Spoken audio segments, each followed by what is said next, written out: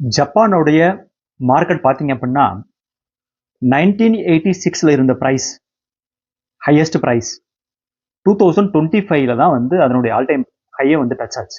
ஏன்னா 1986ல இருந்து மார்க்கெட் கண்டினியூஸாக கீழே வந்து அதுக்கப்புறம் மார்க்கெட் பயங்கர ஸ்டாக்னண்ட் ஆகி இப்போ தான் வந்து 2025ல 1986 ப்ரைஸே வந்து டச் பண்ணியிருக்கு.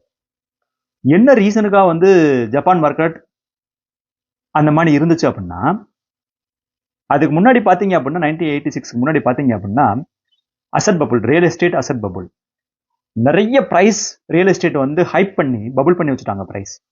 அப்போ அந்த ப்ரைஸை வந்து பபுள் பண்ணி வச்சதுக்கு அவங்களுடைய ஆனுவல் growth ஜிடிபி growth பார்த்தீங்க அப்படின்னா 4% இருந்து 5% growth இருந்துச்சு.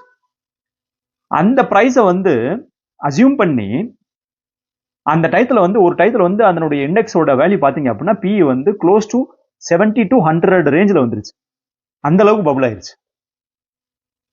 ஆனா அந்த ரியல் எஸ்டேட் பபுள் வந்து பிளாஸ்ட் ஆகி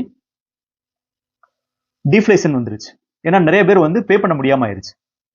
people are not able to pay. அப்ப டிஃப்ளேஷன் சுச்சுவேஷன் வந்தனால மக்கள் வந்து அதிகமா வந்து கன்சியூம் பண்ணல, கன்சம்ஷன்ல பிரைஸ் வந்து ஸ்பெண்ட் பண்ணல. அப்ப பிரைஸ் வந்து ஸ்பெண்ட் பண்ணல, கன்சியூம் பண்ணல அப்படின்னா கண்ட்ரியோட ஜிடிபி growth இருக்காது. இப்ப ஜப்பானுடைய மார்க்கெட் வந்து ஏன் வந்து ஸ்டாக்னண்டா இருந்துச்சு அப்படின்னா ஜிடிபி growth கிடையாது, லெஸ் தென் 1%. அந்த ரீசனுக்காக தான் ஜப்பான் மார்க்கெட் 1986 பிரைஸ் வந்து 2025ல வந்து ஆல் டைம் ஹையை டச் ஆயிடுச்சு. So deflation plus consumer spending அந்த அளவுக்கு கிடையாது. ஜென்ரலா நம்ம என்ன நம்ம வந்து என்ன பயப்படுவோம் அப்படின்னா இந்தியா மார்க்கெட் அந்த மாதிரி ஆயிரும் அப்படின்னு சொல்லி நிறைய பேர் வந்து பயப்படுவோம்.